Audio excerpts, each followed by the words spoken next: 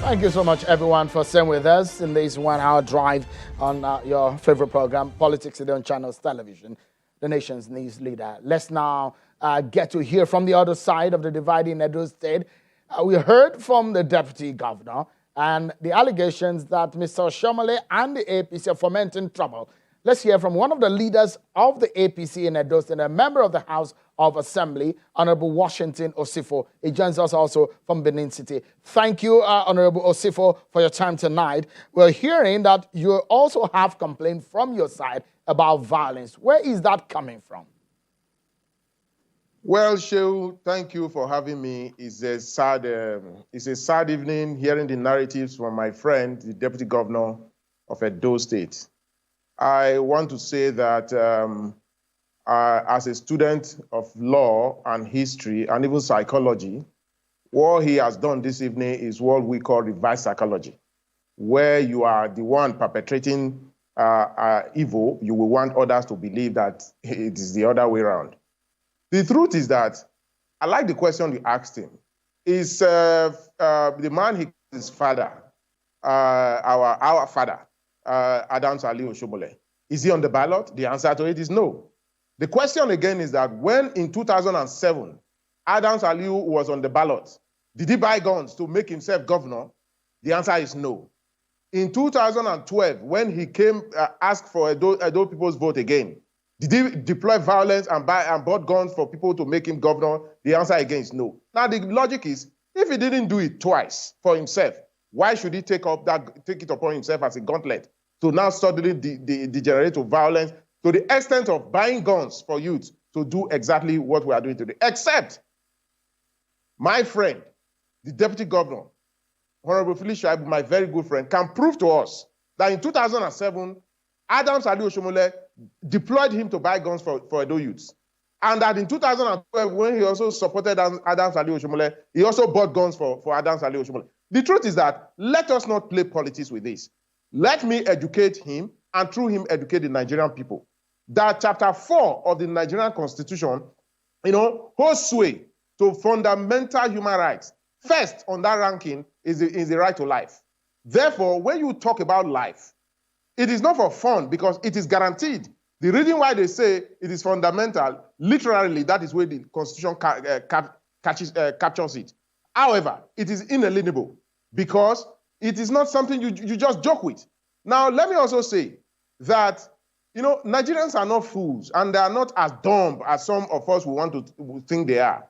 When a deputy governor, sits in a magisterial sanctity and says something that suggests that if they want peace, we will give them peace. And if they don't want peace, we will give them fire for fire. Now, as a judge, assuming I was a judge in a court, the first thing a lawyer and the judges are trained to do is to study the demeanor of those before them.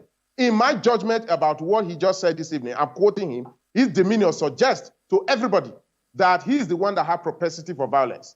Because you cannot come before me as a judge and you are telling the whole Nigerians, as a deputy governor who sworn to oath, working with your governor, to say that I will merge them first for first. And I also Honorable want to say, Osifo, if you may answer the question that I asked earlier, because some of the issues raised by the deputy governor, and it was pointing accusing finger at your camp that the violence is coming from your camp. He mentioned the name of Mr. Shomale. Is the violence coming from your side? Now, to put it straight, the violence, to put it very, very succinctly, the violence is not coming from the APC. The violence is not coming from my side, it's not coming from APC.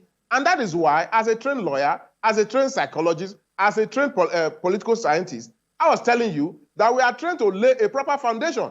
I am not going to use the visuals you showed on your set to judge him. I am judging him on the basis of what he confessed to, that he had propensity for violence when he said, as a deputy governor who sworn to oath to defend the peace of and security of our lives of our people, when he said, if they come with peace, we give them peace. If they come with war, and we have the propensity to also do the same.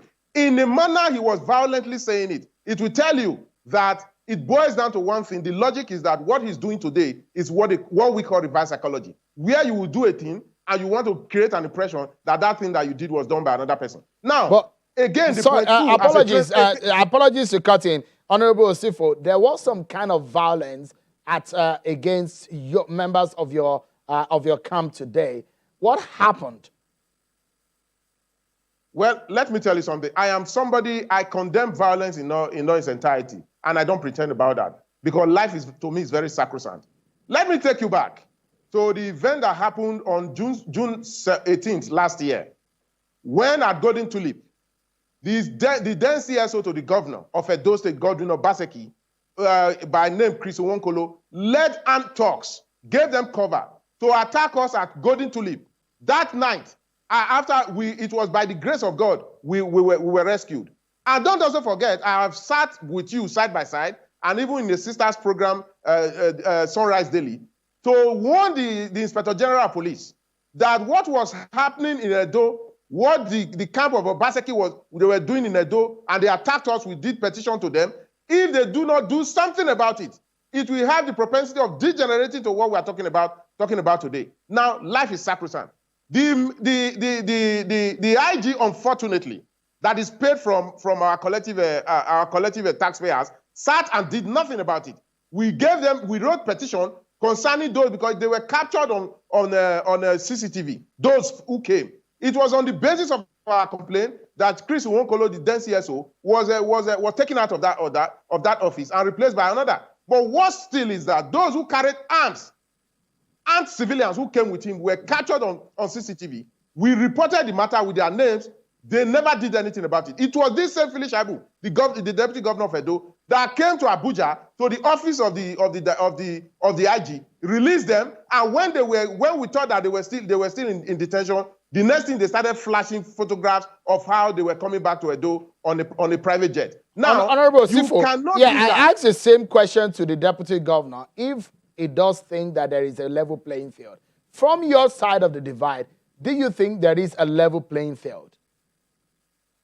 Oh, no, of course the rules are there. The rules are neither set by APC nor PDP. It is set by the Constitution, the laws governing elections, and of course the umpire is INEC. So when you say the rules are there and it's a level playing ground, for me, I am not going to say it's not level. The field is not level will be to accuse either INEC or even the security agencies. I think what I want to say is this: it is the time. You cannot force your way into office. The Edo people know better.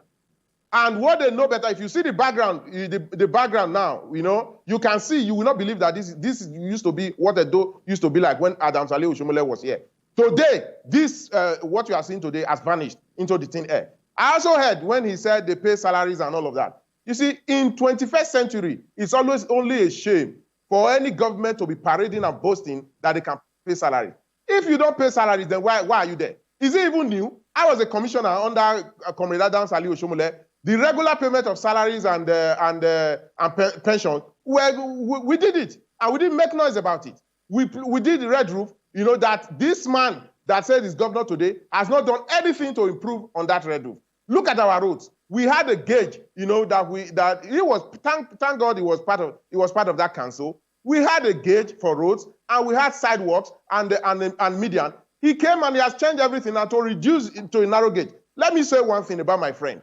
My friend was a former, when he was House of Assembly, that was one man, brilliant young man that I love so much, who did so well for his people using constituency projects.